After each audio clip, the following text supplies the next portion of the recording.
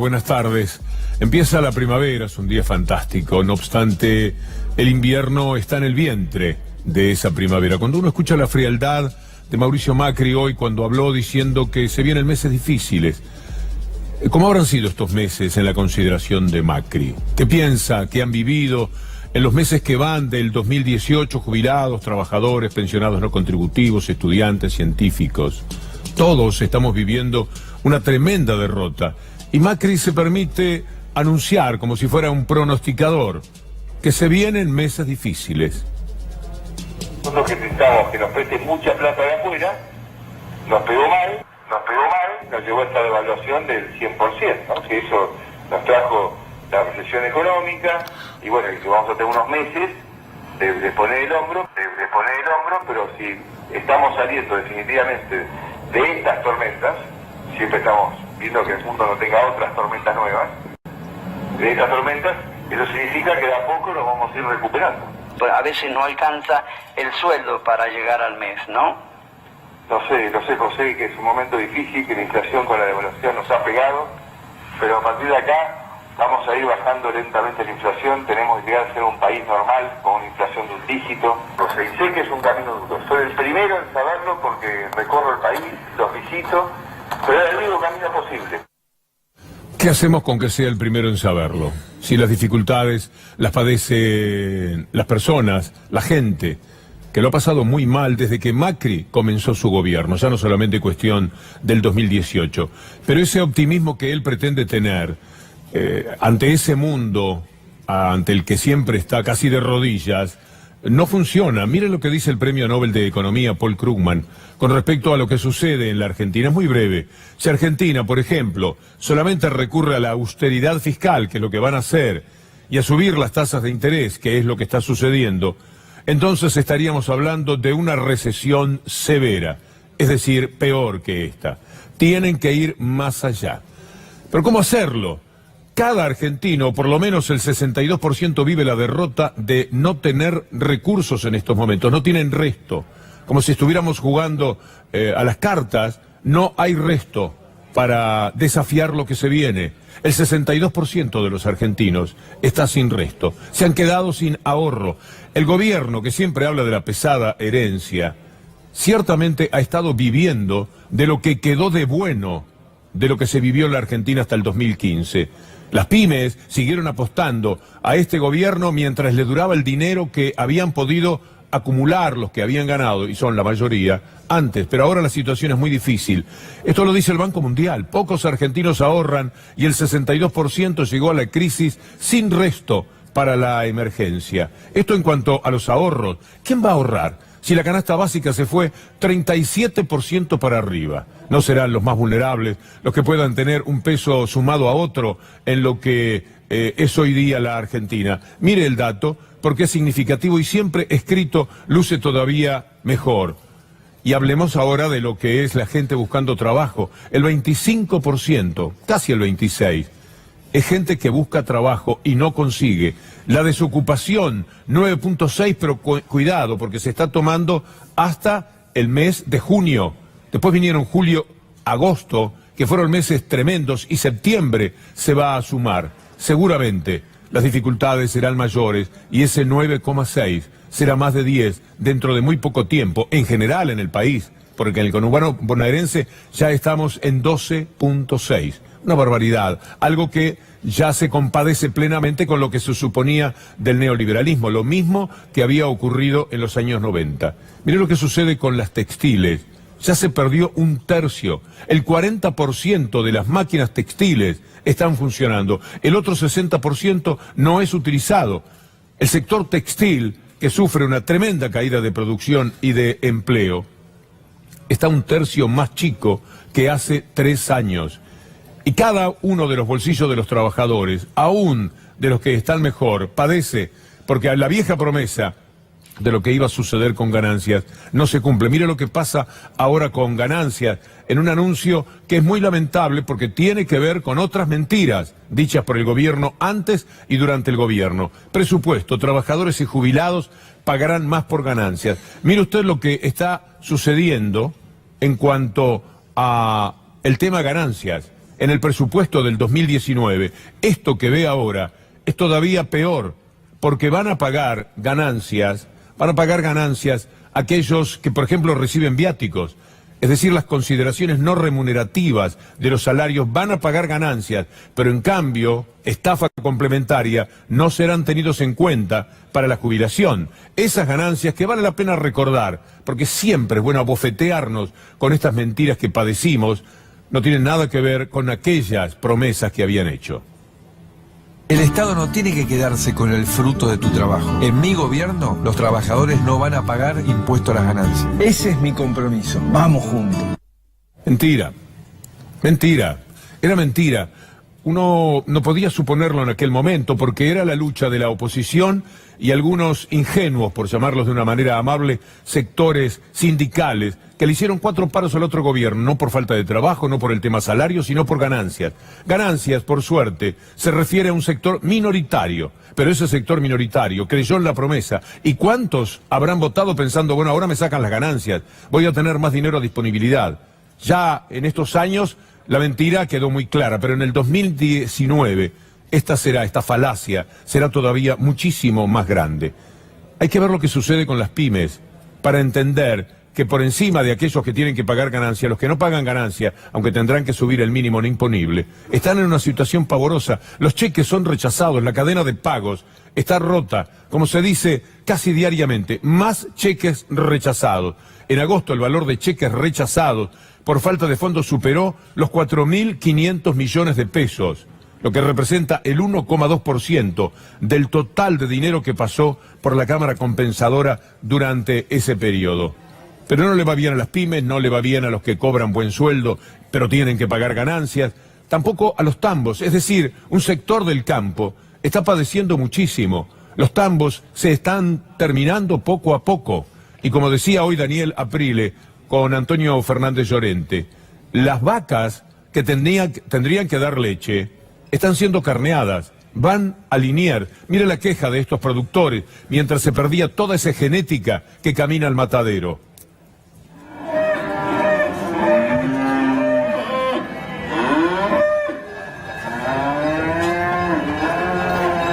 Tambos completos se liquidan en Liniers. Tambos completos se liquidan. Qué tristeza, la puta madre, qué tristeza. Tambos enteros, desarmados, años de genética. Mirá qué vaca, Ramiro, mirá lo que es. Mirá qué haciendo Lando y la puta que lo parió. Qué tristeza, la puta madre.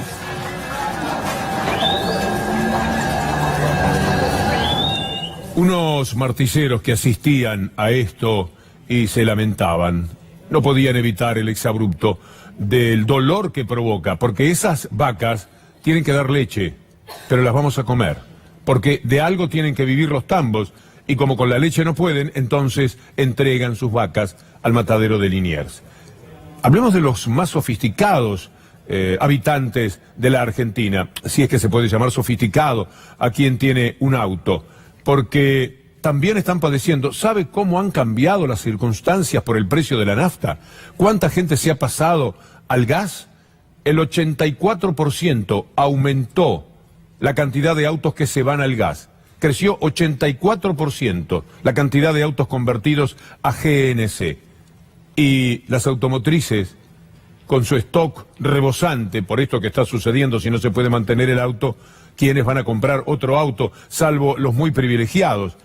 6.900 suspendidos en las automotrices. La crisis que va en 4 ruedas, como bien titulan nuestros colegas de Página 12. ¿Cuánto hemos padecido, eh? Y eso que se promocionaban como el mejor equipo de 50 años. Da risa, por cierto, aunque ahora están un poco más humildes y dicen, no seremos el equipo mejor de los 50 años, pero somos gente con buenas intenciones. Y este es un equipo que no es perfecto. Claramente, la perfección no existe, pero lo que nadie puede dudar es que es un equipo con buenas intenciones. Pero yo sí me tengo confianza a armar el mejor equipo de los últimos 50 años, convocando a los mejores de este país para poner el país a crecer. Y este es un equipo que no es perfecto, Pero yo sí me tengo confianza a armar el mejor equipo, que es un equipo con buenas intenciones. El fracaso de ese Dream Team es total, es apabullante, pero no lo padecen ellos, no lo padece su clase social. Lo sufren otros millones de argentinos que no integran esa élite. Y es lo que ayer Axel Kicillof le enrostraba al ministro de Finanzas, Duhovne. ¿Qué medidas va a tomar usted y el señor Caputo para que el tipo de cambio el año que viene quede en 40 pesos?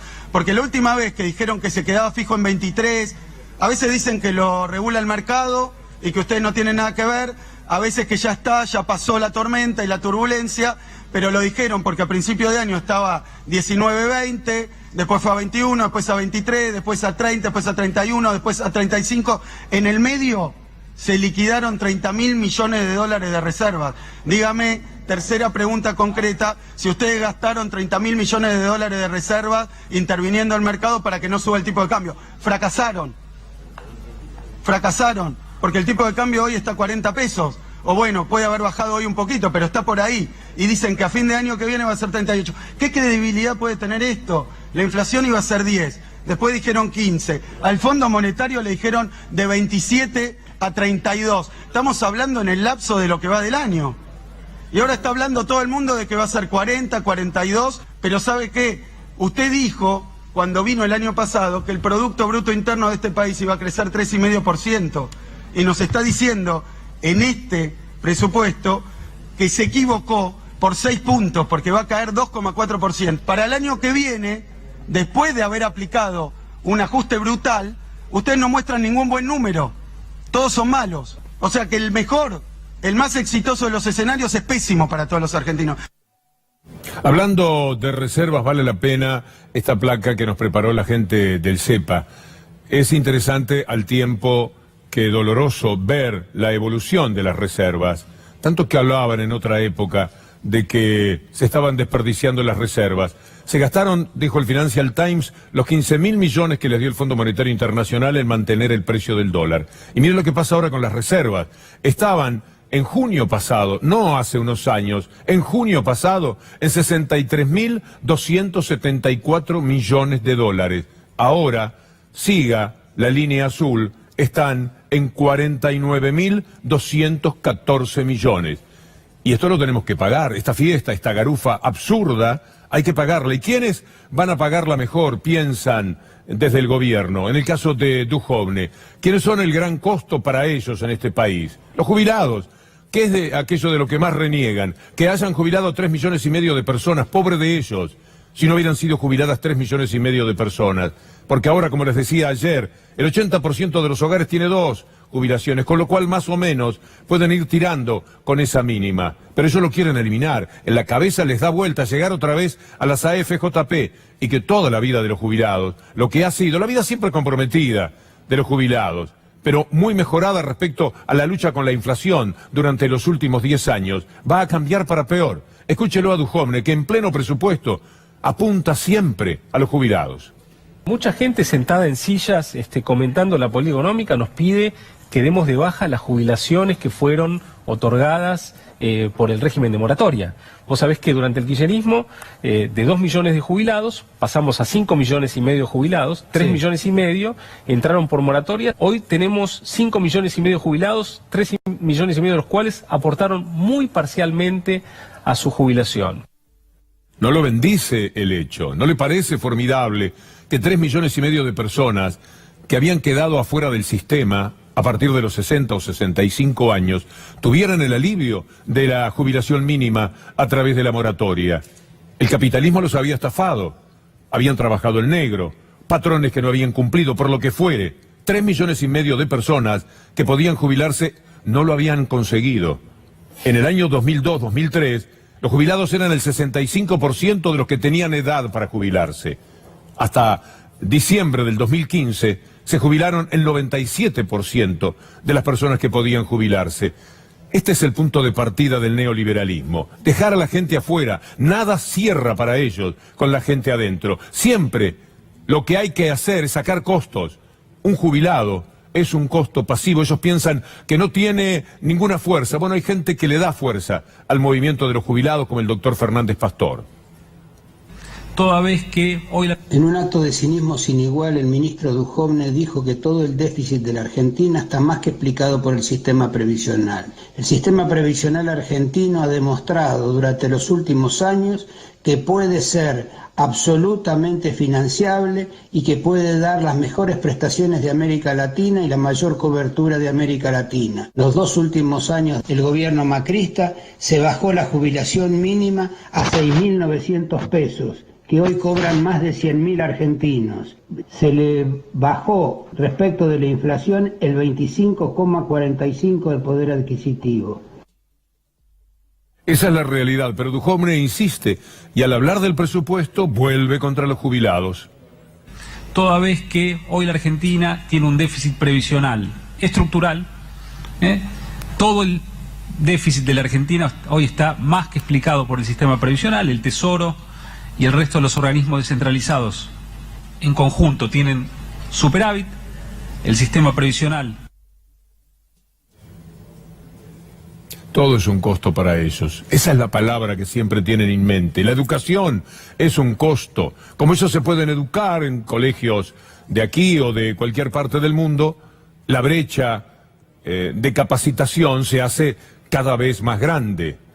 No les importa la educación, porque también es un costo. Y por eso la educación en el presupuesto que viene está muy por debajo, pero muy por debajo, del dinero que hay que juntar todos los meses para pagar los intereses de la deuda. Y esto duele porque también a lo mejor algunos de ustedes le creyeron, evidentemente muchos, cuando Macri decía que la educación iba a ser un baluarte en la vida de los argentinos. Esto que es tan central entre toda la población, que es la educación. Entendiendo que la educación es la herramienta central, fundamental. ¿Cómo puede ser que en 8 años nunca hayas podido cumplir los 180 días de clase? Sabemos, como decía Sarmiento, que la educación es todo. El 1 de marzo yo los invité a todos a levantar la antorcha de la educación.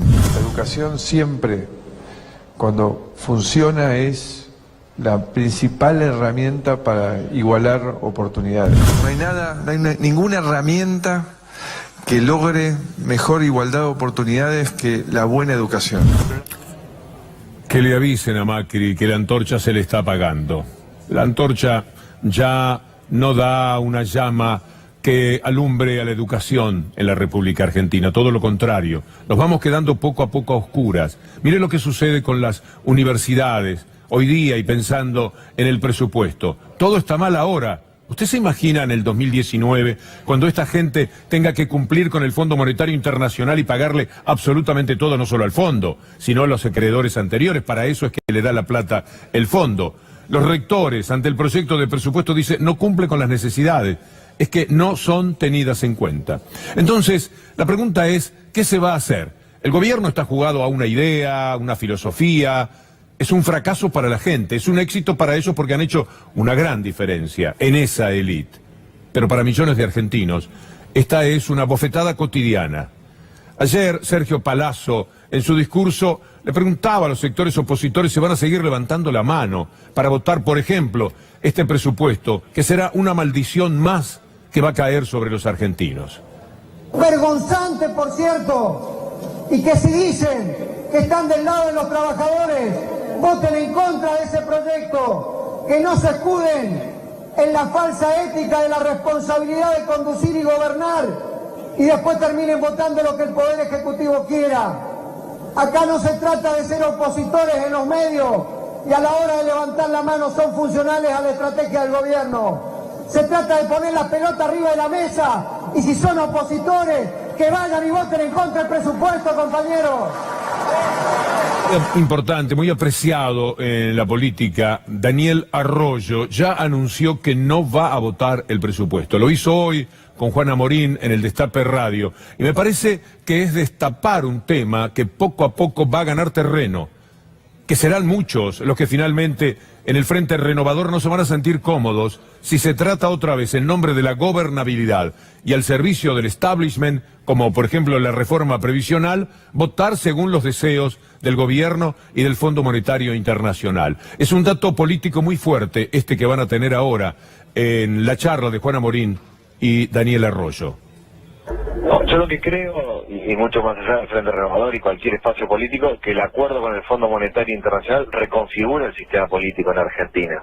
Es tan fuerte el acuerdo, es un ajuste tan profundo, es un parate tan fuerte de la actividad económica, que me parece que va de alguna forma a reconfigurar el sistema.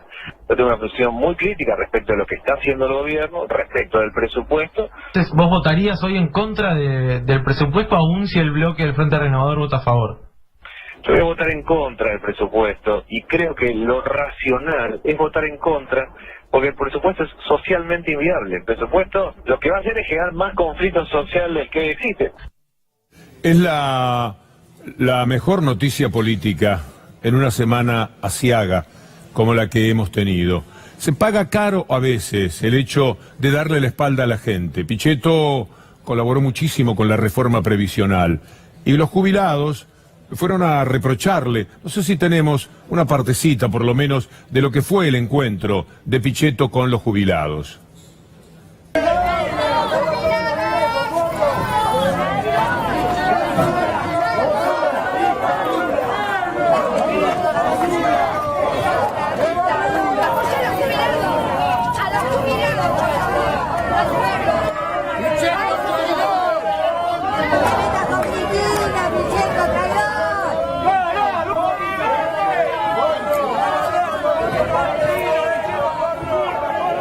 No le va a ser fácil candidatearse a presidente de la República dando la espalda a todo lo que se supone que vivió durante 12 años dentro del kirchnerismo. No es tan fácil, a veces la gente se da cuenta y toma nota del proceder de algunos hombres de la política. No sé si fue cuando votó la reforma previsional que Pichetto dijo, y ya está grande, que había recuperado la capacidad de pensar por sí mismo. Pensar por sí mismo significó votar presupuesto, votar el pago a los fondos buitres, permitir el endeudamiento, estar con la reforma previsional, que es un verdadero escándalo porque es contra los jubilados, que ellos siempre suponen indefensos. ¿Será por esto que crece en las encuestas Cristina Fernández de Kirchner, atacada desde los sectores mediáticos y judiciales? Las elecciones del 2019, según una encuesta que es de Ricardo Rubier, dice el Destape, Cristina derrotaría a Macri en un balotaje. No sé si tenemos el dibujo, pero es algo así como 41-37, si mal no recuerdo los números. Es decir, en un balotaje del que tanto se desconfiaba que Cristina Fernández pudiera derrotar a Macri, si ese fuera el adversario, se ha llegado a una situación en la que puede ganar el balotaje. ¿Y esto por qué ocurre? Porque el ataque sostenido que se ha llevado a cabo, demencial, quizás se esté jugando en contra en algunos sectores. Hoy la revista Contraeditorial pone un título que comparto plenamente, El derecho de las bestias, de Luis Botea, Claudio Bonadío, de Perón a Cristina. Bueno, en el país de la proscripción del peronismo, de los 30.000 desaparecidos, el sector macrista del Poder Judicial suspende derechos y garantías para sus enemigos. Esta es la tapa de hoy en la revista Contraeditorial. Por su lado, Cristina Fernández de Kirchner dicen que va a apelar a la Corte Suprema frente a todo lo que está padeciendo. Que me perdone, pero es un poco ingenuo a esta altura, porque la Cámara de Bruglia, que no tendría que estar allí, que no tiene que estar allí, pero está puesto por el gobierno, ya ha prometido que va a hacer cualquier dibujo, porque le dijeron, mirá que lo que te manda Bonadío es una vergüenza, es un desastre. Pero no se preocupen, ha dicho Bruglia, nosotros vamos a hacer cualquier dibujo. Y para ayudarlo está Bertuzzi, vergüenza para el sistema jurídico en la actualidad. El hombre que presidió el pelotón de fusilamiento contra Amado Boudou y que como premio fue puesto por decreto de Mauricio Macri en la Cámara Federal, que ahora tiene que juzgar a Cristina Fernández de Kirchner. Y cuando vaya a la Corte Suprema, que me perdone la expresidenta, piensa ella que Rosencrantz, un enviado especial de Mañeto, de Clarín, presidiendo la Corte Suprema, va a permitir que esa queja que presenta ante la Corte Suprema pueda funcionar? Ya hay una Corte automática. Elena Hayton de Nolasco, totalmente rehén del gobierno, desde que le permitieron seguir con más de 75 años. Y Lorenzetti, que también es un pobre rehén de Clarín desde hace mucho tiempo. Y este hombre, que no es rehén, es parte de los intereses de Clarín, lo ha sido toda la vida. Va a ir a la Corte Suprema de Justicia. Cuando decimos, señora, en la Argentina de hoy ni justicia, me parece que cada día es más más indesmentible lo que procuramos señalar. Y además, vale la pena la humorada. ¿Usted se acuerda cuando era gobierno de la queja de Mañeto respecto a la justicia? Mire qué contrasentido lo que está sucediendo ahora. ¿Lo tienen? Bueno, un segundito más. Era una aparición pública de Mañeto en Montevideo, hablando de lo que ocurría con la justicia. Una justicia que le daba contra al gobierno anterior en todo lo que presentaba. Basta tomar como ejemplo la ley de medios. Estuvo años para conseguir que fuera constitucional y después, cuando era constitucional, nunca llegaron a aplicarla por la aparición de los jueces que le daban contra al gobierno. Igual Mañeto sostenía que era un atropello lo que vivía la justicia. Ahora que ellos, él particularmente, es quien la atropella, poniendo al presidente de la Corte Suprema de Justicia. Estamos viviendo una situación muy especial, donde estamos recibiendo un ataque oficialista muy fuerte, directamente relacionado al grupo, bajo la fachada de una ley de medios. La justicia está sometida en este momento a una prueba muy difícil. El gobierno la está... Ahí venía lo del ataque que padecía la justicia. Es bueno recordar estas movidas que se daban antes y se dan ahora. Y también es bueno saber que todas las acusaciones que tienen que ver con el famoso dinero de la política, si hubiera mínimamente justicia en la Argentina, tendrían que arrastrarlo también a Mauricio Macri y a la gente del gobierno. Con buenos fundamentos, el periodista del Conadamón ha hablado de la plata negra de Macri. Y acto seguido, lo que usted va a ver, sacaremos cuentas de una parte, nada más que una parte, de la plata negra de Macri. Decía, quiero el 1% de tu patrimonio, porque el 99% restante que te quedará va a valer mucho más si yo gano la elección. Macri decía, quiero el 1% de tu patrimonio, porque el 99% restante que te quedará va a valer mucho más si yo gano la elección. Primero, segundo, decía, y más vale que te apures porque el ticket de entrada va a salir mucho más caro a medida que nos acerquemos a las elecciones. Y más vale que te apures porque el ticket de entrada va a salir mucho más caro a medida que nos acerquemos a las elecciones. Y número 3, le llegó a decir en reuniones de a 25 empresarios, porque hay reuniones que son mano a mano, cuando el empresario es muy grandote. Después hay reuniones que son, por ejemplo, a 2 o 3 cuando los empresarios son medianos. Y luego tenés reuniones sectoriales. Y bueno, te reuní con toda la cámara y desde ahí 25. En esas reuniones, Macri llegó a decir, muchachos, y prefiero que me la den negra. En esas reuniones, Macri llegó a decir, muchachos, y prefiero que me la den negra. No, o sea, no que la declaren. Y ahí es un par de los asesores dicen, no, Mauricio, pará de decir esto, nosotros nos encargamos, pues si alguno de los 25 te graba, te filma, se terminó tu campaña. Y ahí se moderó. Quiero que vea ahora los números, porque decimos 1.760 millones de pesos, y por ahí es muchísimo dinero, pero a usted no le resulta tanto, porque todos los días estamos revoleando miles de millones de pesos para un lado y para otro. El dólar, cuando Macri juntaba esta plata, le juntaba la cabeza a los empresarios el 1% y se la daban el negro, la plata que se demuestra que está el negro, por cálculos hechos por el mismo periodista, 1.760 millones de los cuales solamente pudieron justificar poco más de 100, 1.600 millones equivalen a 200 millones de dólares. ¿Quiere sacar la cuenta cuántos bolsos hacen falta para trasladar 200 millones de dólares de la plata negra de Macri? ¿O prefiere reflexionar sobre la inmensa injusticia que es hablar de la plata negra de la política de uno, sino de la plata negra de la política propia, como hacen los medios de comunicación? Y hablando de ellos, cuando usted vio recién a Mañeto, habrá notado que tiene alguna leve dificultad para hablar. La primera vez que pasé este material, en Clarín se escandalizaron porque dijeron que era una entrevista pública, la estaba concediendo Mañeto. Era perfectamente viable utilizar ese material. Se quejaron tanto, que yo dije, nunca más voy a poner esto. Pero fíjese por qué hoy especialmente poníamos ese remate sobre lo que Mañeto decía sobre la justicia. Cuando Clarín persigue a alguien, lo hace hasta el último día de su vida. Son impiadosos, son de una crueldad y de una perversidad que no tiene límites. La primera víctima que yo recuerdo de Clarín se llama Carlos Salvador Vilardo, un hombre de bien, un hombre bueno, un hombre que le dio enormes satisfacciones a la Argentina, un tipo totalmente entregado a su trabajo, un fanático, un loco bueno, que quiso hacer las cosas siempre de la mejor manera y que fue condenado por una persecución brutal de Clarín, que hasta organizó un golpe de Estado para echarlo antes del Mundial 86. Mire si hubieran tenido suerte. Bilardo está mal físicamente en estos momentos, está mal de salud. Me propongo ir a verlo, no lo sabía, no, solamente por la foto pude enterarme. Porque estas cosas se manejan con una cierta discreción, la familia, los amigos. No quieren ver el deterioro de las personas que aman. Y está muy bien. Todos recordamos lo que le hicieron a Spinetta en su momento, ¿se acuerda? Aquel acto de terrible crueldad periodística. Bueno, ahora con Bilardo, Clarín hizo lo mismo. Una fotografía que a lo mejor apareció en redes sociales o salió en las redes sociales porque la había puesto Clarín sobre Bilardo. Fotografía que no le vamos a mostrar, pero que mereció la repulsa, por lo cual lo abrazo, de Juan Sebastián Verón, el presidente de Estudiantes de La Plata.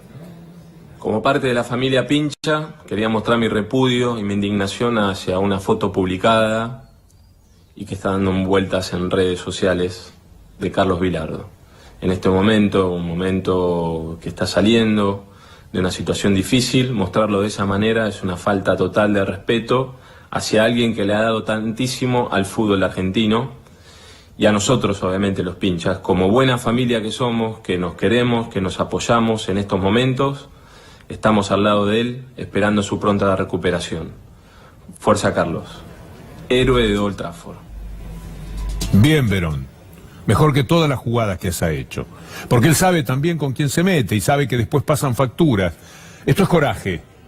Y me da mucho gusto remarcarlo, subrayarlo. A Bilardo le mando un abrazo. A Clarín, mucho desprecio. No se puede carecer tan hondamente de la mínima humanidad. Empieza la primavera, ojalá que no sea un poco más leve, que nos saquemos el invierno de encima, se lo deseo a todos. Y doy el pase a mi querida compañera Luciana Rubinska. Hasta el lunes, si Dios quiere.